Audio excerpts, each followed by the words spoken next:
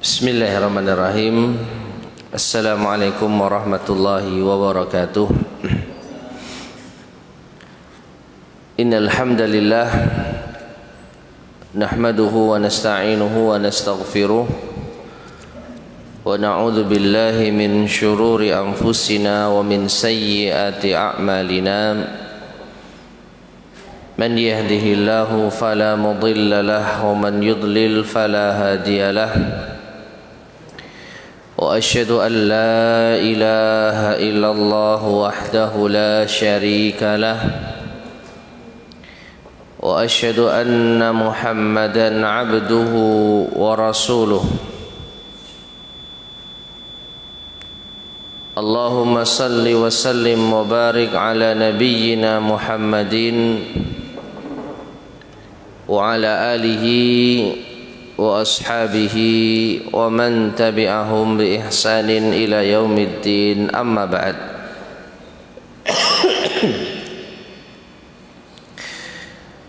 Ma'asyiral muslimin rahimani wa rahimakumullah. Alhamdulillah, segala puji bagi Allah tabaraka wa taala. Pada kesempatan di sore hari ini kita bisa melanjutkan kembali kajian kita membahas Al-Urjuzah Al-Mi'iyah fi dzikri hali asyrafil bariyah,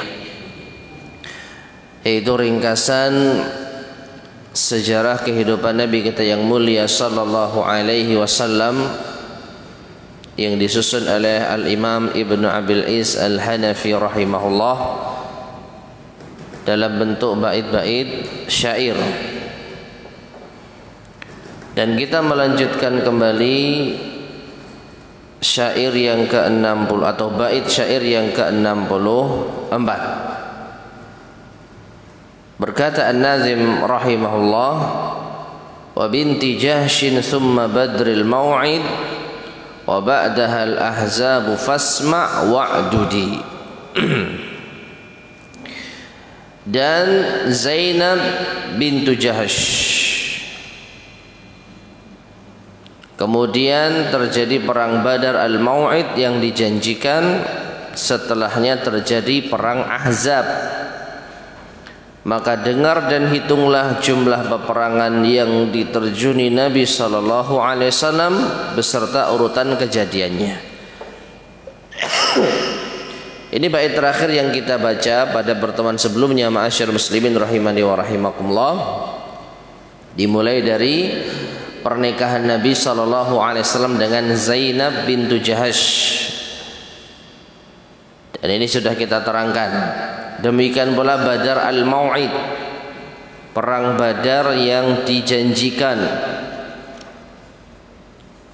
Perang Badar As-Sughra, perang Badar yang terakhir, yang dijanjikan karena Nabi sallallahu alaihi wasallam berjanji dengan orang-orang Quraisy setelah perang Uhud 1 tahun ke depan mereka bertemu di Badar lagi. Namun ternyata perang itu tidak terjadi. Rasulullah sallallahu alaihi wasallam memenuhi janjinya, datang ke Badar untuk menanti musuh tiba. Namun orang-orang Quraisy yang dipimpin oleh Abu Sufyan, mereka tidak menepati janjinya. Benar, mereka keluar dari kota Mekah, namun jauh sebelum sampai di kota Madinah, jauh sebelum sampai di Badar, mereka kembali ke kota Mekah, sehingga mereka tidak bertemu dengan pasukannya Rasulullah sallallahu alaihi wasallam. Wa ba'daha, dan setelah itu Al-Ahzab, perang Ahzab. Dan inilah yang kita telah sampaikan, yaitu muqaddimah di pertemuan sebelumnya, perang Ahzab yang juga dikenal dengan perang Khandaq. Perang Ahzab bentuk jamak dari hizb, yaitu kelompok. Karena memang pada perang itu kaum musuh mengumpulkan banyak kelompok untuk menyerang kaum muslimin. Ada Quraisy, ada kabilah-kabilah yang lain, ada pula Yahudi. Semua berkumpul dan bersatu untuk menyerang kaum muslimin.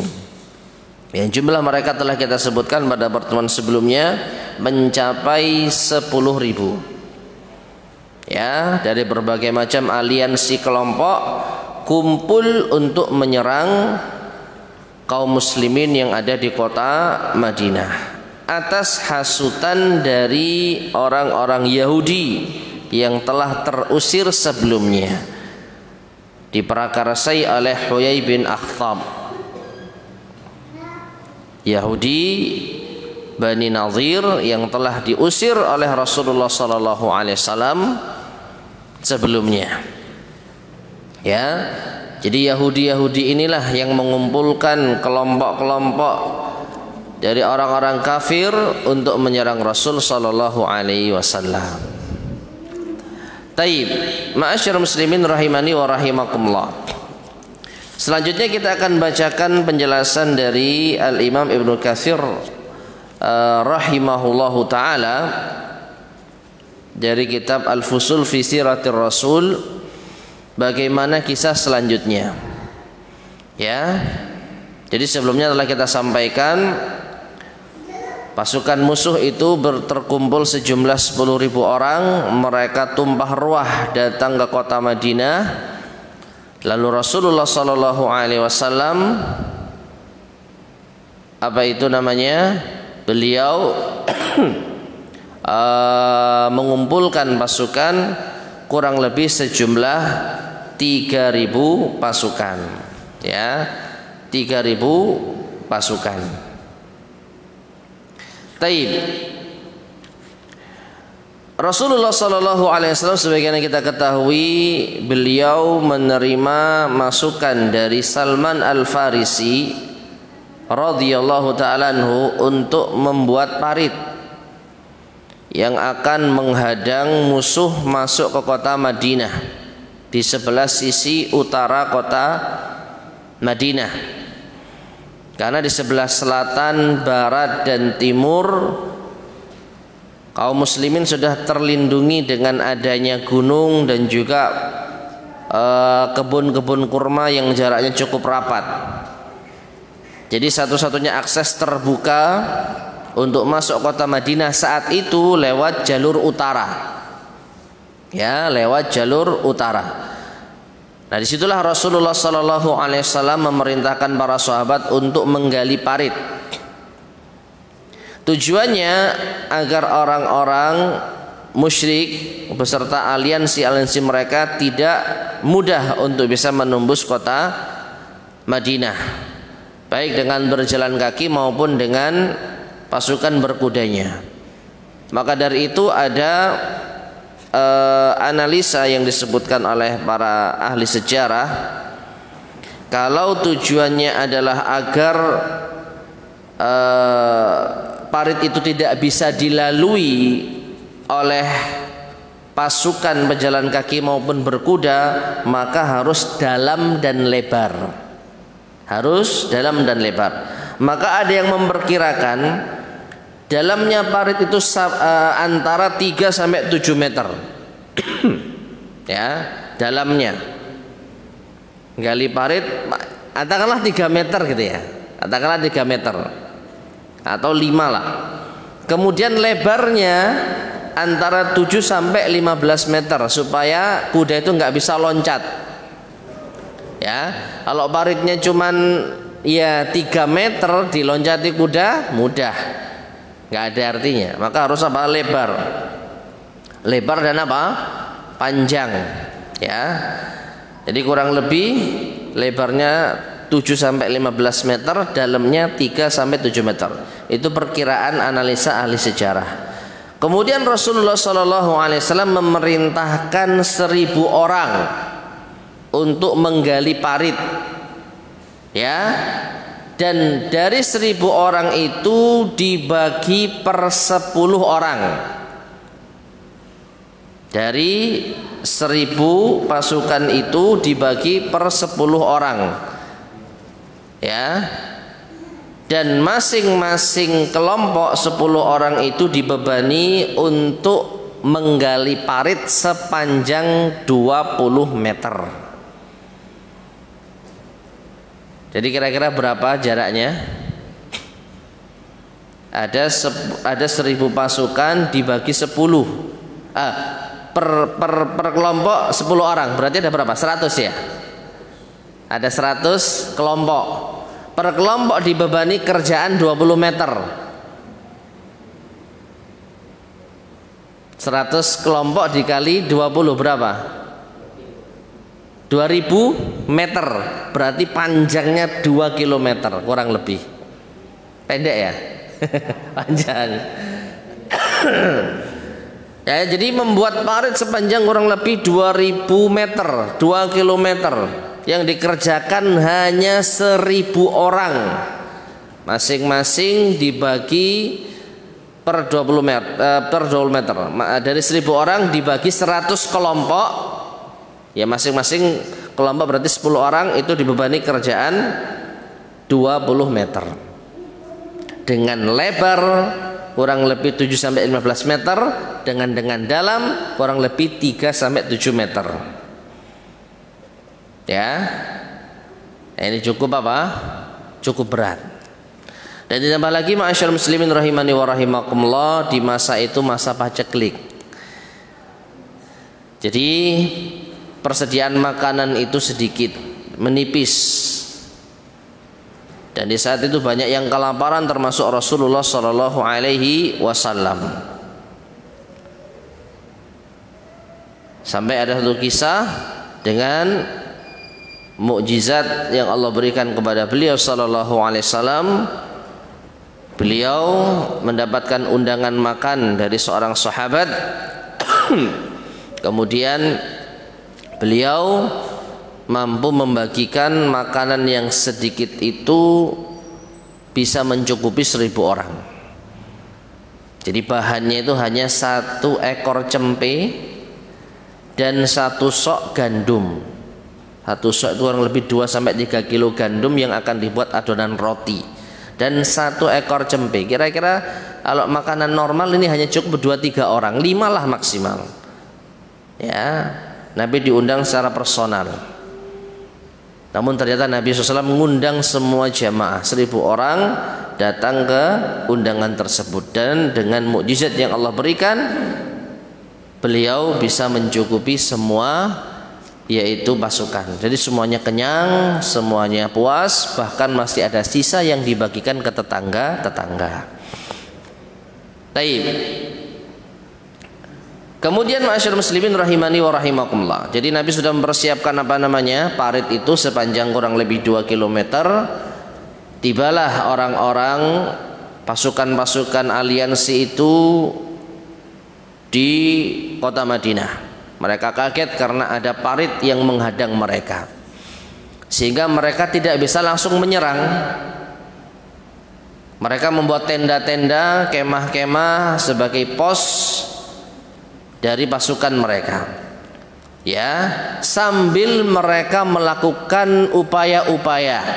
Nah, di antaranya adalah upaya dari pasukan aliansi ini untuk mengajak Yahudi Bani Quraidah untuk khianat. Ya, jadi sampai pada detik ini Yahudi yang tersisa di kota Madinah adalah Yahudi Bani Quraidah, dan mereka masih menjaga perjanjian. Mereka bisa hidup aman, tenang. Namun mereka berjanji untuk tidak berkhianat. Kalau 2 Yahudi sebelumnya sudah diusir karena mereka berkhianat. Nah, di situ ada peluang dari orang-orang kafir untuk mengajak Bani Quraidah berkhianat. Kita bacakan penjelasan dari Imam Ibnu Katsir rahimahullahu taala. Wa antalaqa Huyai ibnu Akhtab an-Nadhari ila Bani Quraidah. Akhirnya Huyai bin Akhtab dialah yang memperakarsai perang Ahzab ini, karena dia yang ngajak, memprovokasi orang-orang Quraisy, Bani Ghatafan dan lainnya untuk menyerang kota Madinah besar-besaran. Ya, maka Huyai bin Akhtab pula lah yang mencoba untuk melobi Bani Quraidah untuk khianat. Pergilah Huyai bin Akhtab ini menuju Yahudi Bani Quraidah. Dan ingat, posisi Yahudi Bani Quraidah itu ada di mana? Di dalam kota Madinah. Ya, jadi Huyai bin Akhtab dengan aliansi pasukan itu di luar kota Madinah terhalang parit. Tapi kalau mau menembus kota Madinah lewat celah-celah bukit, lewat kebun-kebun kurma, 1-2 orang masih bisa. Menyelinap malam-malam masih bisa. Tapi kalau menyerang besar-besaran tidak bisa. Satu-satunya akses terbuka ya lewat parit itu. Tapi kalau menyelinap masuk kota Madinah, 1-2 orang itu masih bisa. Fajtama'a bi Ka'ab bin Asadin ra'isihim. Akhirnya Huyai bin Akhtab ini menemui pemimpin dari Bani Quraidah yang bernama Ka'ab bin Asad, yang sebelumnya disebutkan dalam kisah yang lain, ketika Ka'ab bin Asad melihat ternyata yang mengetuk pintu rumahnya itu Huyai bin Akhtab, awalnya Ka'ab bin Asad tidak mau membukakan pintu karena pasti ngajak khianat ini. Ya, sedangkan Bani Quraidah sampai saat ini hidupnya masih tenang, meskipun tinggal bersama dengan kaum muslimin, setidaknya mereka aman. Ya, mereka tidak mendapatkan perlakuan-perlakuan buruk, sekaligus mereka juga tidak bisa leluasa untuk menguasai kota Madinah. Cuman mereka masih mendapatkan jaminan keamanan. Jadi hidup mereka itu tenang. Sehingga Ka'ab bin Asad awalnya menolak kedatangan Huyai bin Akhtab karena pasti ngajak khianat ini. Namun Ka'ab atau Huyai bin Akhtab merayu, bahkan memprovokasi, kamu kalau tidak mau menyambutku sebagai tamu, nanti aku akan bilang kepada seluruh orang Yahudi kalau pemimpin dari Bani Quraidah itu orang yang pelit, orang yang tidak mau menjamu tamu. Maka harga diri Ka'ab bin Asad akhirnya apa? Istilahnya mulai terganggu. Daripada dia dikenal sebagai orang yang tidak mau menjamu tamu, akhirnya dia terima kedatangan Huyai bin Akhtab. Nah, disitulah Huyai bin Akhtab akhirnya melancarkan siasatnya. Ya, falam yazal bi hatta naqadha al-ahd alladhi kana bainahu wa baina Rasulillah sallallahu alaihi wasallam. Maka Huyai bin Akhtab senantiasa berupaya untuk membujuk dan merayu Ka'ab bin Asad untuk berkhianat kepada Rasulullah sallallahu alaihi wasallam. Ya, di antara yang disebutkan itu, kita sekarang bawa pasukan dengan jumlah banyak 10.000, yakin menang. Nah, kalau kita menang, nanti Bani Quraidah akan mendapatkan bagian yang lebih besar daripada sekarang. Ya, sekarang hidupmu mungkin tenang-tenang, tapi kan tidak bisa leluasa. Apa nggak ingin mendapatkan kekuasaan lebih? Nah, bantu kita, ya berkhianat. Nanti kalau kita menang, engkau akan mendapatkan kekuasaan, akan mendapatkan apa? Imbalan. Ya. Akhirnya wa mala'a Ka'ab al-musyrikin ala harbi Rasulillah sallallahu alaihi wasallam fasurru bidzalik. Akhirnya Ka'ab bin Asad bersedia untuk berkhianat kepada Rasulullah SAW, sehingga bersekongkol dengan orang-orang musyrik untuk memerangi Rasulullah sallallahu alaihi wasallam. Maka kaum musyrikin pun senang luar biasa. Ya.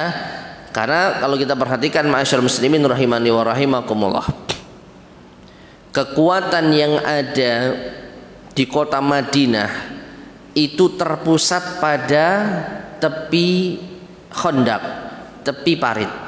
Jadi 3.000 pasukan itu sudah diposisikan oleh Rasulullah SAW di ujung perbatasan parit.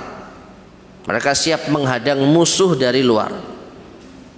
Sedangkan bagian dalam kota Madinah, Masjid Nabawi dan lain sebagainya itu kosong melompong dari penjagaan kaum laki-laki. Karena kita sudah sampaikan di pertemuan sebelumnya, wanita dan anak-anak diungsikan di benteng. Ya, mereka ditempatkan di benteng. Selebihnya kosong. Jadi rumah-rumah kosong. Nah, mereka masih bertetangga dengan Yahudi Bani Quraidah. Kalau sekiranya Yahudi Bani Quraidah mau berkhianat lalu menyerang kota Madinah dari dalam, maka bisa dipastikan pasukan yang ada di ujung parit itu akan semburat. Mau tidak mau mereka akan berusaha melindungi anak dan istri mereka masuk ke kota Madinah. Sehingga kalau pasukan di depan sudah semburat, maka dengan mudah orang-orang musyrik dan aliansi-aliansi mereka yang berjumlah 1.000 pasukan untuk menyerang. Ya. Karena kalau masih berjumlah 3.000 pasukan lawan 10.000 dengan benteng berupa parit dan juga para pemanah, ini masih bisa ngimbangi. Karena mereka nggak bisa leluasa. Tapi kalau sudah berkurang drastis, separuhnya saja, dijamin orang-orang Quraisy berani untuk menyerang meskipun lewat parit. Ya.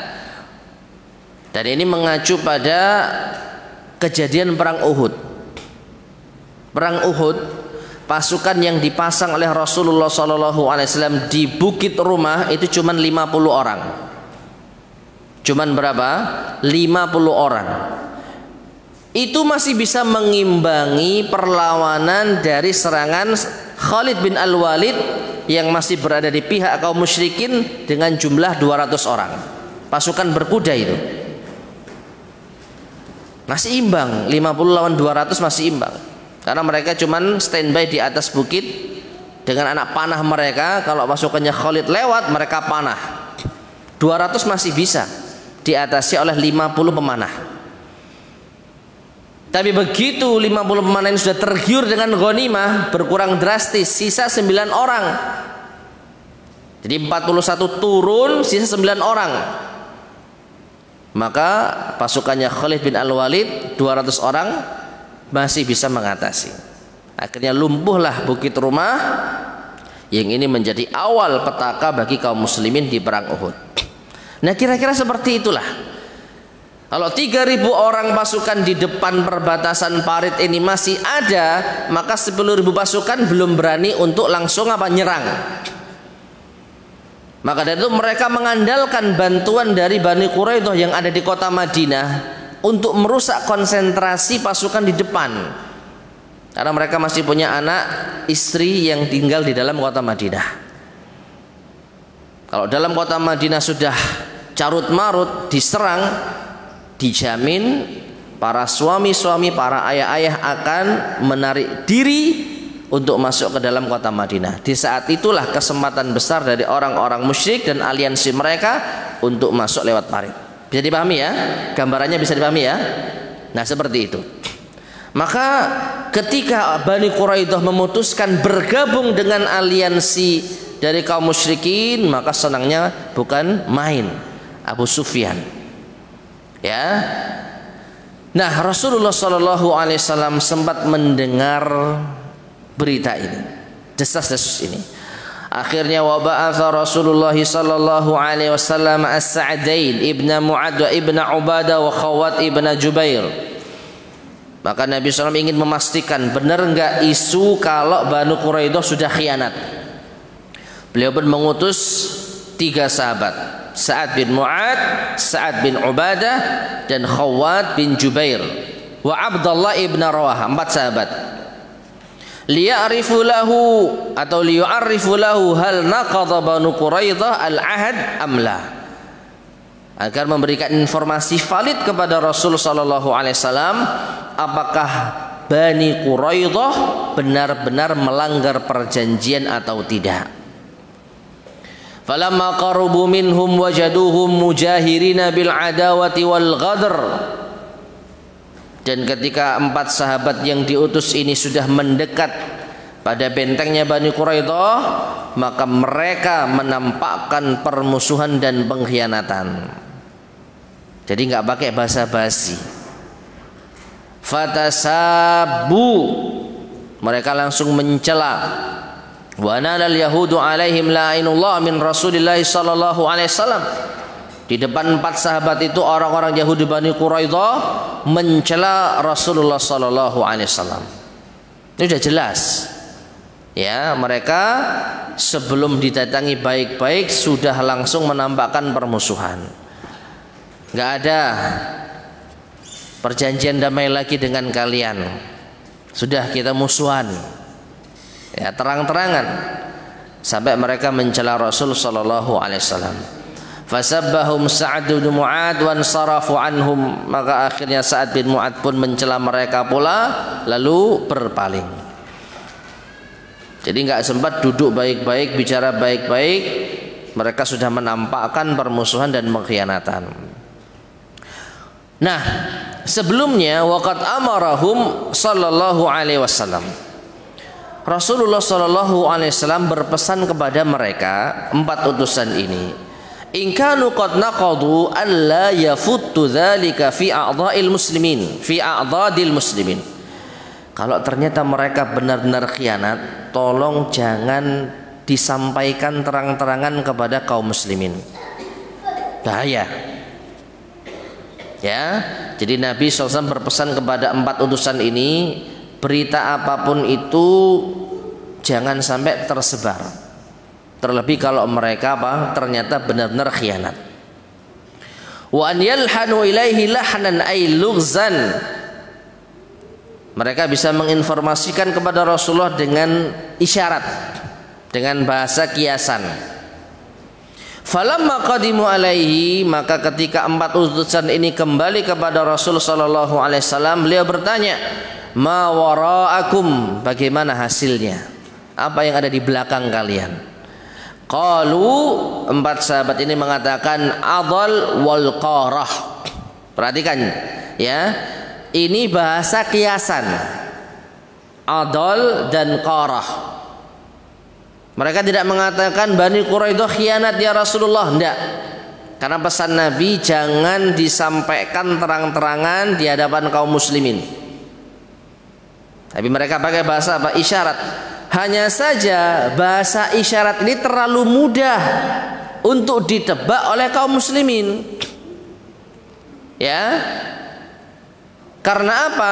Adal dan qarah ini adalah kaum yang berkhianat. Ketika Nabi SAW mengirim utusan para qari, para ahli Quran untuk mengajarkan mereka Al-Quran, sehingga terjadilah tragedi Bi'r Ma'unah.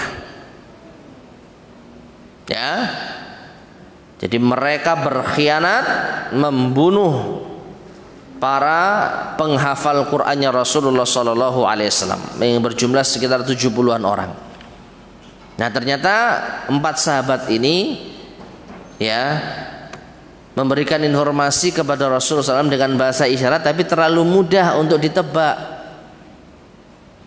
Bagaimana di belakang kalian adol dan qarah? Maka para sahabat langsung, loh, adol dan qarah ini kan berkhianat. Nah, berarti Yahudi Bani Quraidah juga berkhianat. Nah ini ya, ya'nuna ghadrahum bi ashabi raji. Afwan, bukan ya, adol dan qarah itu bukan tragedi Bi'r Ma'unah, tapi tragedi Ba'tsur Raji. Sama kurang lebih pengkhianatan terhadap para penghafal Qur'annya Rasul sallallahu alaihi wasallam. Fa'adu majalika 'alal muslimin washtaddal amr. Maka berita ini menjadi besar bagi kaum muslimin dan masalahnya semakin pelik. Wa'adumal khatar, dan bahaya yang ditimbulkan semakin besar. Wa kanu kama qala Allah Ta'ala, dan mereka ini sebagaimana yang Allah firmankan dalam surat Al-Ahzab ayat 11, hunalika betuliyal mu'minun wa zulzilu zilzalan syadida. Di saat itulah orang-orang yang beriman diuji dan mereka mendapatkan guncangan yang dahsyat. Sekali lagi, ya, posisi mereka ada di depan kota Madinah, meninggalkan anak dan istri mereka di dalam tanpa penjagaan dari pasukan laki-laki satupun, dan mereka sedang terancam diserang oleh Yahudi Bani Quraidah. Nah ini ya, jadi mereka mendapatkan serangan mental yang sangat luar biasa. Wa najaman nifaq wa kathur, akhirnya banyaklah atau nampaklah kemunafikan mulai muncul. Wasta'dana ba'du bani Harithah Rasulullah sallallahu alaihi wasallam fi dhihabi ila al-Madinah. Sebagian dari Bani Harithah minta izin kepada Rasulullah sallallahu alaihi wasallam untuk kembali ke kota Madinah. Maksudnya apa? Untuk melindungi anak istri mereka, li ajli buyutihim, karena rumah-rumah mereka kosong. Qalu, mereka mengatakan, innaha aurah laisa bainal aduwi bainaha hailun. Sesungguhnya rumah kami itu kosong melompong, ya, terbuka, aurat. Tidak ada pembatas antara mereka dengan musuh. Wahamma Banu Salamah bil fashl. Banu Salamah juga ingin untuk yaitu mundur. Summa sabbatallahu kilta ta'ifatain. Namun akhirnya Allah tetap meneguhkan dua kelompok tersebut. Jadi Bani Harithah dan Bani Salamah akhirnya tetap berada di tempat mereka di perbatasan parit, ya. Taib. Ma'asyiral muslimin rahimani wa rahimakumullah. Ada kisah yang di sini disebutkan oleh Al-Imam Ibnu Katsir, termasuk di antara kisah heroik, ya. Jadi setelah orang-orang Bani Quraidah itu membatalkan perjanjian mereka alias berkhianat dengan Rasulullah sallallahu alaihi wasallam, mereka sempat survei, bahasa kita. Jadi mereka sempat survei. Karena Huyai bin Akhtab mengatakan, kita pasti menang. Karena apa? Konsentrasi pasukannya Rasulullah SAW itu berjumlah 3.000 orang, itu hanya di depan. Sedangkan dalam kota Madinah kosong melompong. Anak-anak dan para wanita itu diungsikan di mana? Di benteng. Jadi kalian sangat mudah untuk mengepung mereka. Jumlah kalian lebih banyak, apalagi yang kalian lawan adalah wanita dan anak-anak. Wanita dan anak-anak mudah. Namun mereka nggak langsung nyerang jemaah. Mereka survei dulu. Kurang lebih ada sekitar belasan atau 20-an orang datang ke benteng tempat berlindungnya para wanita dan anak-anak. Dan benar nggak ada seorang pasukan laki-laki pun. Namun di situ ada Sofiyah binti Abdul Muttalib, ya, bibinya Rasulullah Sallallahu Alaihi Wasallam, beda ayah, beda ibu, satu ayah beda ibu. Dia melihat kedatangan dari pasukan Bani Quraidah itu, di antara mereka ada yang mencoba untuk naik benteng, menyelinap, maka Sofiyah langsung memakai baju perangnya laki-laki. Lalu dia ambil pedang. Begitu penyelinap ini berhasil naik, langsung ditebas lehernya. Menurut sejarah sebagian seperti itu. Maka kawan-kawan yang di bawah lihat, ternyata ada laki-lakinya. Tiba-tiba si ono lanangi. Mundur mereka. Jadi mereka sempat merasakan, wah, gak benar Huyai bin Akhtab ini. Katanya kosong. Katanya nggak ada pasukan laki-lakinya. Lah ini kok ada? Padahal siapa tadi? Sofiyah, bibinya Rasul SAW, yang memakai baju perang laki-laki. Ya kelihatan jelas seperti laki-laki. Dia mainkan pedangnya, berhasil memukul atau membunuh salah seorang dari mereka. Akhirnya mereka kembali ke benteng Bani Quraidah. Mereka nggak jadi nyerang secara langsung.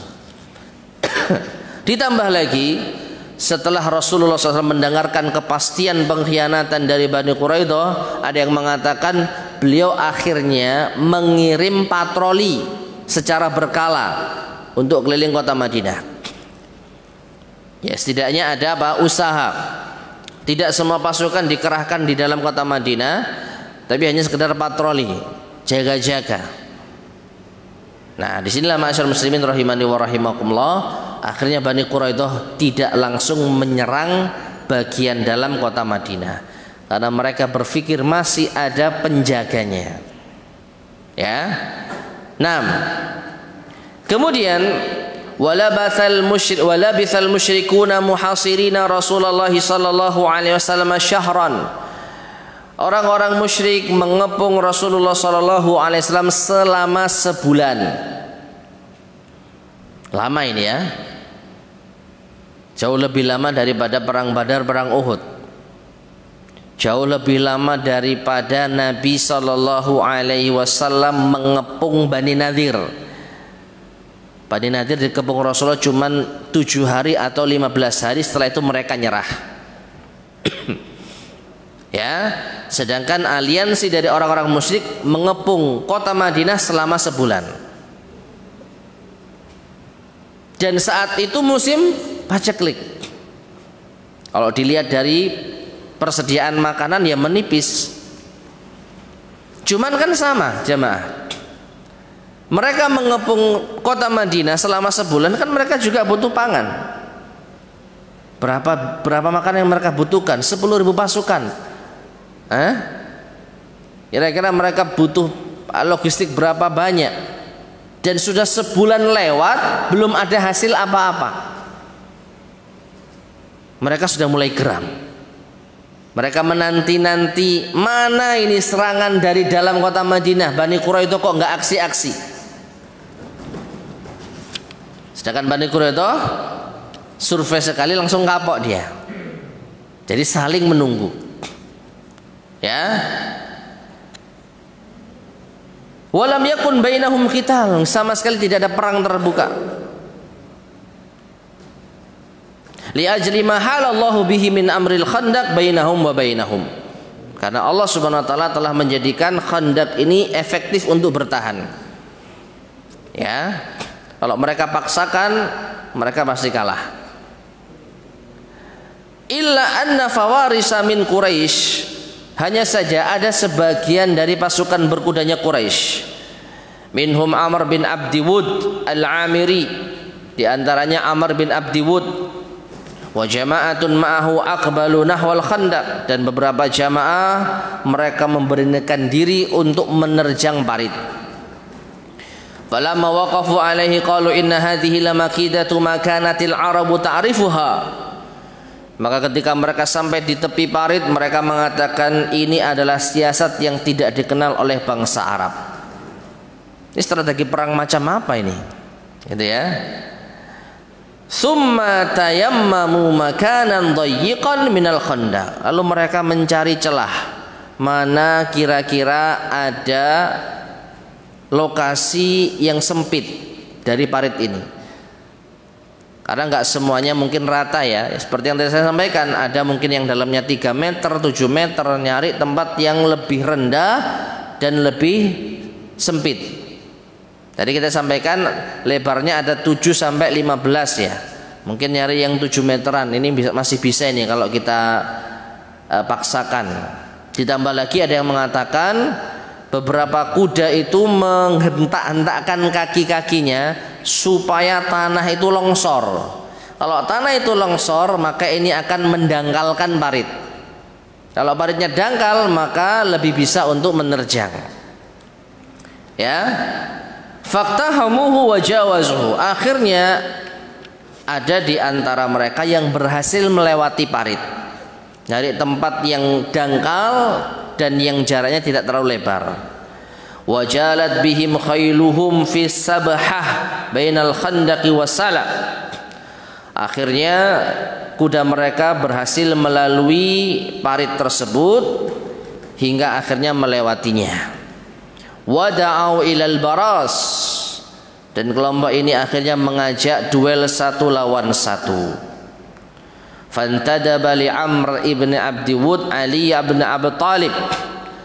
Maka Ali bin Abi Talib memenuhi yaitu ajakan duel Amr bin Abdi Wud.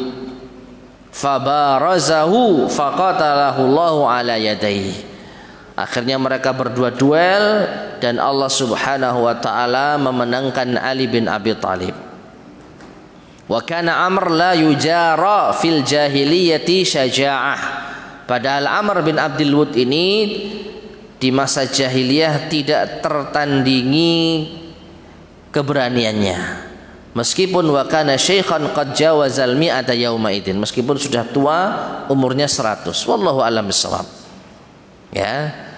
Jadi tua-tua keladi, sudah tua makin jadi, paling berani, tidak ada yang mengalahkan keberaniannya. Namun dengan izin Allah, Ali bin Abi Thalib berhasil membunuhnya. Nah, karena satu orang dari Quraisy tewas, maka yang lainnya akhirnya kembali. Ya, yang lain akhirnya kembali mengurungkan niatnya. Nah, jadi satu-satunya pertempuran jarak dekat hanya ini di perang Khandaq. Lainnya jarak jauh. Dengan cara apa? Dengan cara panah. Pasukan kaum muslimin sudah ada standby di balik parit itu dengan berlindung dari tanah yang digali. Jadi ketika mereka menggali tanah yang digali itu diarahkan ke sisi mereka, dipakai untuk berlindung dari serangan musuh. Jadi pasukan pemanah itu ada di balik-balik bukit-bukit kecil dari timbunan parit yang digali. Ya, nah itu aja, lepas-lepasan anak panah. Itu saja perang yang terjadi secara fisik. Nah, walamma tala hadzal hal 'alal muslimin. Dan ketika keadaan ini dilalui sangat lama oleh kaum muslimin, arada Rasulullah sallallahu alaihi wasallam an yusaliha Uyainah ibn Hisn al-Haris ibn Auf Raisa Ghatafan. Maka Rasulullah sallallahu alaihi wasallam mencoba untuk membuat tawaran. Ya, jadi sebenarnya dua kubu ini sama-sama gelisah. Sama-sama gelisah. Sudah sebulan nggak dapat apa-apa. Dan Rasulullah SAW juga demikian, sudah sebulan kita masih masih dikepung. Mau tidak mau beliau juga merasa ya kita butuh makanan, kita butuh leluasa. Gimana caranya? Akhirnya beliau mencoba untuk memberikan tawaran kepada salah seorang dari aliansi yang bernama Uyainah bin Hisn, pemimpin dari Bani Ghatafan. Kalau seandainya Bani Ghatafan mau menarik mundur pasukannya, maka setidaknya jumlah pasukan aliansi berkurang. Ya.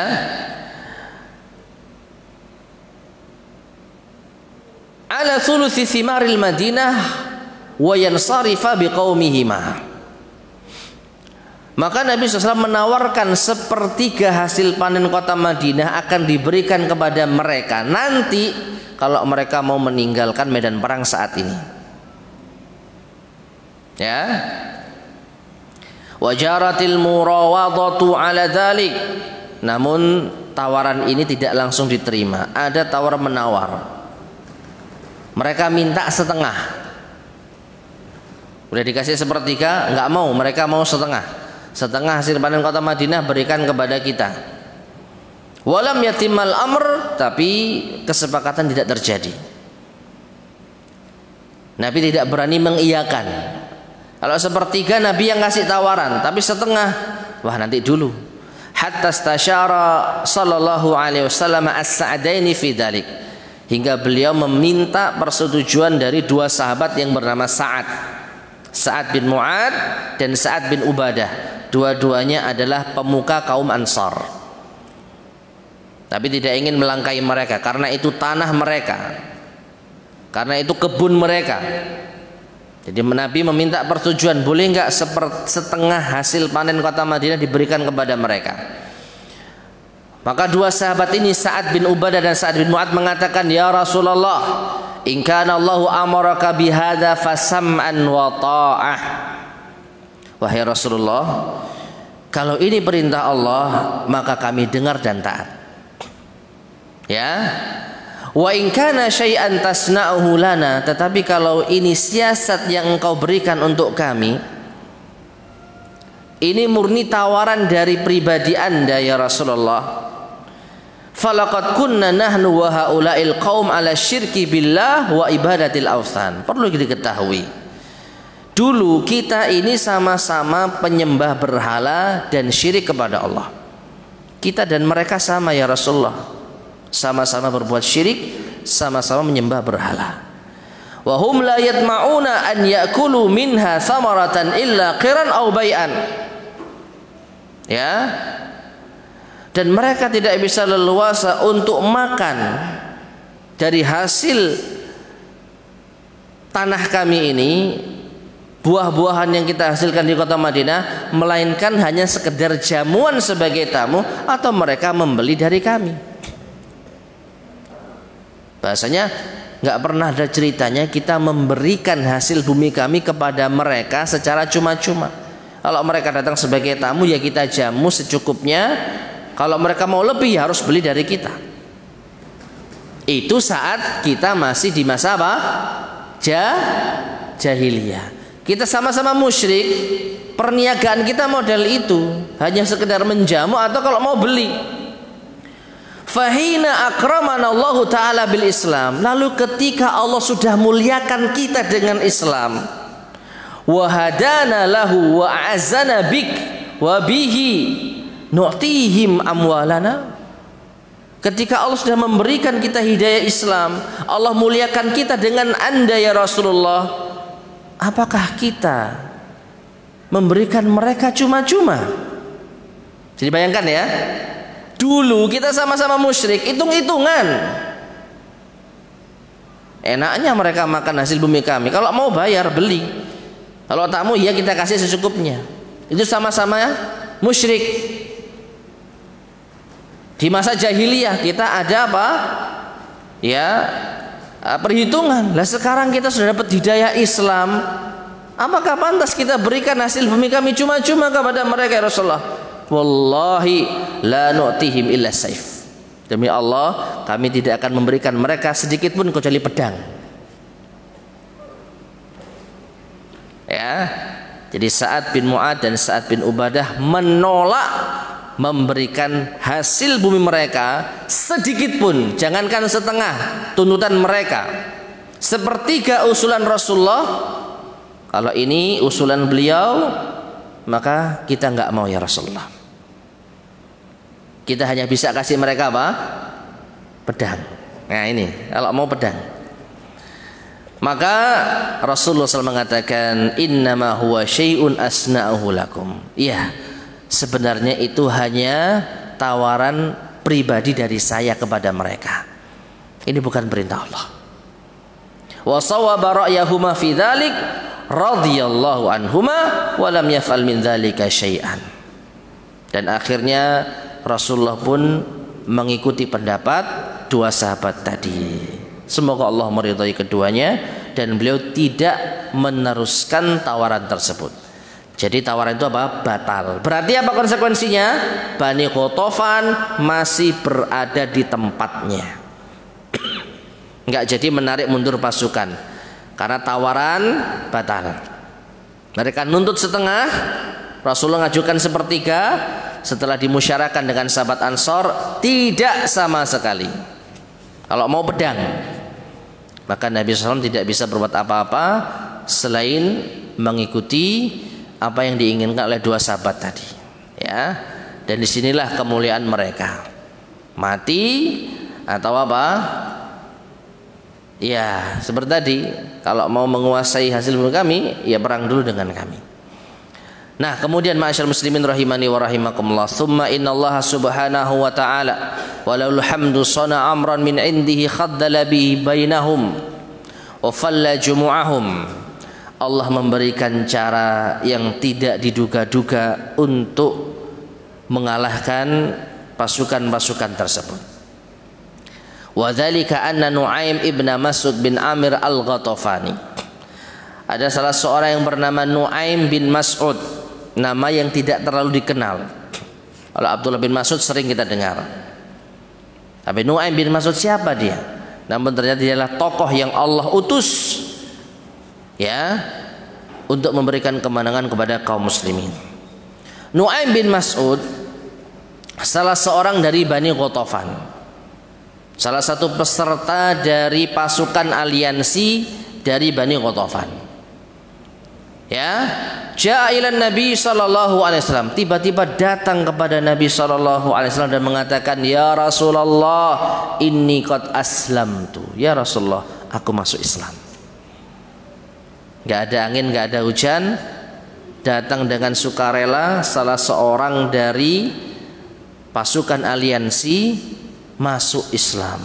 Famurni bima syi'ta, maka berilah perintah kepadaku sesuai kehendakmu.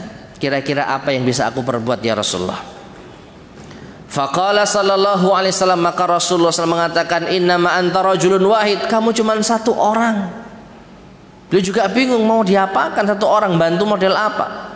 Fakhadzil anna in istata'ta, tapi beliau berpesan, buatlah siasat apapun yang kamu kehendaki untuk membantu kita. Fa innal harba khid'atun, karena sesungguhnya perang itu adalah tipu daya. Jadi kita tidak boleh melakukan tipu daya kecuali dalam beberapa perkara. Di antaranya saat apa? Perang. Apalagi Nu'aim bin Mas'ud cuma satu orang, bisa apa? Tapi terserahlah, berbuatlah sesukamu, buatlah tipu daya, bujuk-bujuk, ya tipu-tipu saja. Karena perang itu tipu daya. Akhirnya Nu'aim bin Mas'ud pun mendatangi Bani Quraidah. Karena apa? Antara Nu'aim bin Mas'ud dan Bani Quraidah itu teman dekat di masa jahiliyah. Jadi ada apa? Sisi pertemanan yang itu bisa menjadi modal untuk Bani Quraidah percaya kepada Nu'aim bin Mas'ud. Maka ketika Nu'aim bin Mas'ud mendatangi Bani Quraidah dan mereka tidak tahu keislamannya, maka Nu'aim bin Mas'ud berkata, "Ya Bani Quraidah, innakum qad harabtum Muhammad." Wahai Bani Quraidah, kalian sudah berani memerangi Muhammad.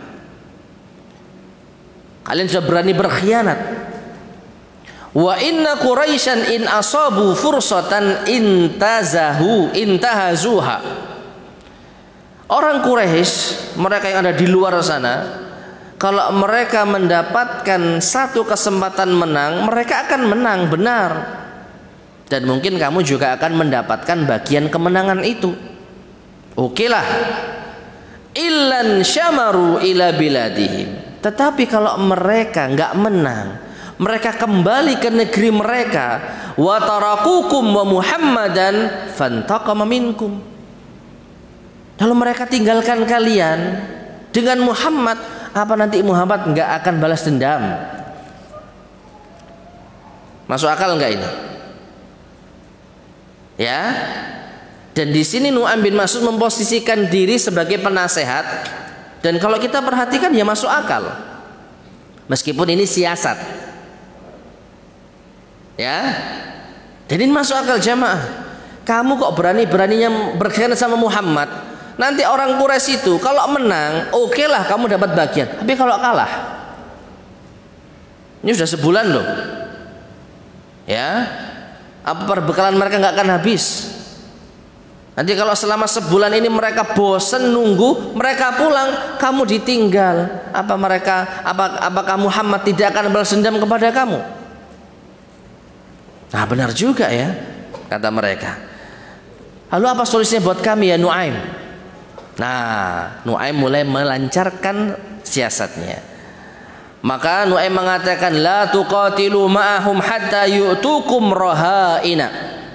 Kalian jangan mengikuti siasat mereka. Kalian jangan ikut-ikutan perang dengan Quraisy sampai mereka mau memberikan jaminan. Ada yang mengatakan jaminannya adalah serahkan 10 orang pemuka mereka untuk tinggal di dalam benteng Bani Quraidah. Tujuannya apa? Agar mereka nggak kabur. Ya, apapun yang terjadi mereka akan tetap ada di kota Madinah karena pemuka-pemuka mereka masih tertahan di bentengnya Bani Quraidah. Ayo sekalian. Jadi nggak ada yang ditinggalkan. Ya. Qalu, maka mengatakan, laqad asyarta birra'i, sungguh engkau telah memberikan nasihat yang sempurna. Selesai. Akhirnya Nu'aim bin Mas'ud pindah ke kubunya Quraisy. Bani Quraidah itu udah beres nih. Sampai di Quraisy ketemu dengan Abu Sufyan dan mengatakan, ta'lamuna wuddi wa nusilakum. Bani Qatafan itu juga punya pertemanan dengan Quraisy. Nu'aim bin Mas'ud kenal baik dengan Abu Sufyan. Maka Nu'aim mengatakan, apakah kamu bukankah kamu tahu betapa cintanya aku dan menasihati dirimu, wahai Abu Sufyan? Dalam posisi Abu Sufyan tidak tahu kalau Nu'aim bin Mas'ud sudah masuk Islam. Maka Abu Sufyan mengatakan, na'am, iya kamu orang baik, kamu terpercaya. Maka Nu'aim bin Mas'ud mengatakan, inna Yahuda qad nadimu ala ma kana minhum min naqdi ahdi Muhammadin wa ashabi. Ini sudah mulai dusta. Nu'aim bin Mas'ud mengatakan, sesungguhnya Yahudi Bani Quraidah ternyata menyesal sudah berkhianat kepada Muhammad. Mereka nyesel. Padahal nyesel enggak? Tidak. Enggak ada penyesalan. Tapi Nu'aim bin Mas'ud mengatakan mereka menyesal. Wa innahum qad rasaluhu annahum ya'khuduna minkum rahain yadfa'unaha ilaih thumma yumali'unahu alaikum. Dan penyesalan mereka itu diwujudkan dengan cara mereka akan berpura-pura meminta tawanan kepada kalian sebagai jaminan nanti akan diserahkan kepada Muhammad. Bisa dipahami? Ya. Jadi versinya Bani Quraidah minta jaminan supaya orang-orang Quraisy tidak meninggalkan mereka. Tapi diputar ini ke Abu Sufyan. Orang-orang Yahudi itu nyesel. Dan mereka ingin menebus pengkhianatan mereka dengan pura-pura meminta jaminan dari pemuka-pemuka Quraisy untuk tinggal di tempat mereka yang nantinya mereka akan diserahkan kepada Muhammad lalu akan dibantai. Ya. Jadi hati-hati kalian sama Bani Quraidah. Mereka ingin menebus kesalahan dengan cara meminta jaminan kepada kalian. Akhirnya ditinggallah dua kubu itu. Falamma kana lailatus sabt, tibalah hari Sabtu di suatu waktu. Orang-orang Quraisy sudah mulai gerah lagi-lagi, kapan ini nyerangnya? Akhirnya mereka datang kepada Bani Quraidah. Abu Sufyan mengirim utusan dan mengatakan, innalasna bi ardi maqam, kita ini tidak sedang berada di tempat menetap kami. Kita ini apa? Pendatang. Kalau tempat tinggal kita mau sebulan 2 bulan bebas kita tunggu sampai kapanpun. Tapi kita ini terburu-buru, kita ini dikejar waktu. Kita bukan berada di tempat yaitu menetap. Fanhadu bina ghadan nunajizu hadzal rajul. Ayo kita barengan besok serang bersama-sama laki-laki ini. Siapa? Muhammad. Ya. Jadi di sini Abu Sufyan ingin membuktikan benar enggak sih omongannya Nu'aim. Dan Bani Quraidah juga akan mengetes benar enggak ya omongannya Nu'aim ini. Ya. Asal serang mau enggak, tapi mereka memberikan jaminan. Fa'arsala ilaihim al-yahud, maka Yahudi pun mengirimkan utusan membalas, innal yauma yaumas sabt, sekarang hari Sabtu. Hari Sabtu itu hari suci mereka, enggak boleh perang. Itu alasan pertama. Wa ma'ahada, meskipun demikian, fa inna la nuqatilu ma'akum hatta tab'atsu ilaina ruhunan. Meskipun demikian, kami tidak akan mulai berperang bersama kalian sampai kalian menyerahkan beberapa jaminan. Nah, ya. Jadi sekarang hari Sabtu. Meskipun demikian, kami tidak mau perang kecuali kalian memberikan jaminan. Maka ketika utusan ini menyampaikan hal itu kepada Abu Sufyan, maka orang-orang Quraisy mengatakan, "Shadaqana wallahi Nu'aim bin Mas'ud." Sungguh benar apa yang dikatakan Nu'aim bin Mas'ud. Mereka ternyata minta jaminan tawanan yang nantinya akan diserahkan kepada Muhammad karena mereka nyesal sudah berkhianat. Makanya mereka nggak mau nyerang Muhammad. Sedangkan versinya Bani Quraidah, mereka nggak mau nyerahkan tawanan karena nanti mereka akan meninggalkan kita. Enak saja kita yang perang, nanti kalau mereka pergi kita yang diserang. Ya. Ditambah lagi, wa arsalallahu azza wa jalla Quraisyin wa man ma'ahum minal junud war-riha tuzalziluhum. Ditambah lagi Allah memberikan ujian kepada orang-orang Quraisy berupa angin yang menggoncangkan, yaitu kemah-kemah mereka. Faja'alu la yaqirru lahum qarar wa la tathbutu lahum khaymah wa la tunub wa la qidr wa la syai'. Karena angin yang kencang itu tempat tinggal mereka ya bergoyang-goyang. Kemah mereka copot, tali untuk mengangkat tenda lepas. Tidak ada satupun periuk yang bisa tenang. Ya, panci-panci semua berhamburan. Tidak ada sesuatu pun yang bisa tetap di sana. Sudah ini, nggak bisa dipertahankan tinggal di sini. Sudah sebulan nggak dapat apa-apa. Ya, falamma ra'au dzalik tarahalu min lailatihim tilka. Ketika mereka sudah merasakan hal yang sangat luar biasa tersebut, akhirnya di malam itu juga mereka meninggalkan tempatnya. Jadi pasukan-pasukan itu sudah mulai tidak betah tinggal di sana. Akhirnya mereka menarik diri satu persatu, aliansi demi aliansi. Nah ini ya. Jadi ternyata nggak ada perang jamaah. Perangnya cuma perang urat syaraf, perang psikologi, saling menunggu. Orang-orang Quraisy tidak mau memberikan jaminan, dan orang-orang Bani Quraidah tidak mau menyerang. Sampai kapanpun nggak akan selesai. Dan karena waktu sudah terlalu lama, kemudian tenda sudah tidak bisa lagi ditegakkan, mau tidak mau mereka harus pulang. Wa arsala sallallahu alaihi wasallam Hudzaifah ibn al-Yaman yakhburu lahu khabarahum fawajadahum kama wasafna. Maka Rasulullah SAW mengutus Hudzaifah bin al-Yaman untuk mencari kabar gimana kondisi orang-orang Quraisy setelah Allah mengirimkan angin kencang seperti ini. Ternyata benar sebagaimana yang tadi disampaikan. Bahkan Hudzaifah ra'a Abu Sufyan yasli dhahrahu binarin. Abu Sufyan sedang menghangatkan punggungnya dengan api. Jadi kedinginan. Walau syaa Hudzaifah laqatalah. Kalau Hudzaifah mau sebenarnya ada kesempatan untuk membunuhnya. Tsumma raja'a ila Rasulillah sallallahu alaihi wasallam lailan fa akhbarahu bi rahilihim. Kemudian malam itu Hudzaifah kembali kepada Rasulullah SAW lalu mengabarkan mereka sudah pergi ya Rasulullah. Ya. Jadi di malam itu pasukan satu demi satu meninggalkan tempatnya. Jadi enggak jadi perang.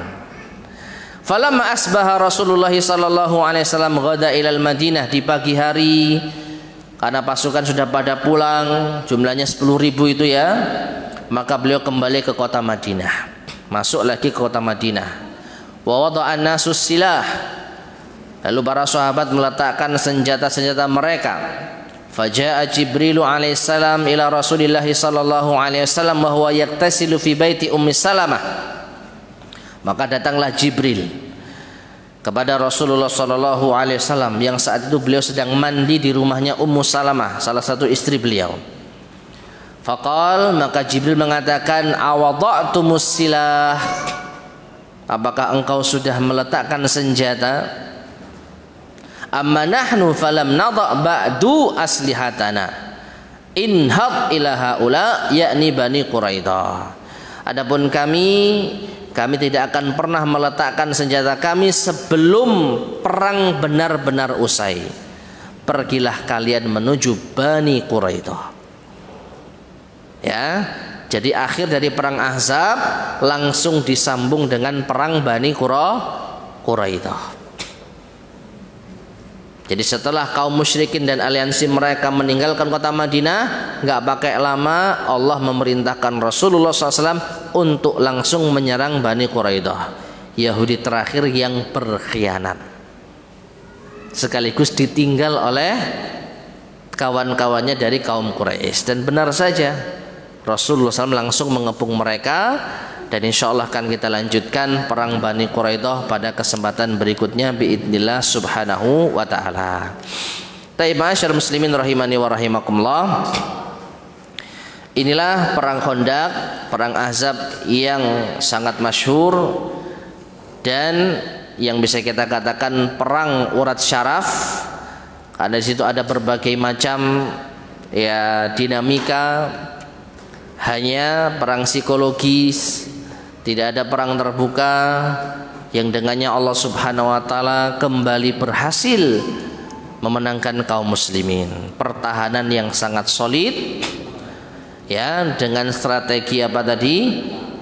Strategi paritnya, dan juga sahabat yang memiliki andil di dalam membuat siasat. Siapa namanya tadi? Ingat gak? Nu'aim bin Mas'ud. Diingat ya, sahabat yang memiliki jasa memecah belah barisan kaum musyrikin dan orang-orang Yahudi, Nu'aim bin Mas'ud. Wallahu ta'ala alam bissawab. Taib ma'asyar muslimin rahimani wa rahimakumullah, kita cukupkan sekian kajian kita di sore hari ini. Insyaallah akan kita lanjutkan pada kesempatan berikutnya biidznillah subhanahu wa ta'ala. Kita akhiri, subhanakallahumma bihamdika asyhadu an la ilaha illa anta astaghfiruka wa atubu ilaik. Walhamdulillahirabbil alamin. Assalamualaikum warahmatullahi wabarakatuh.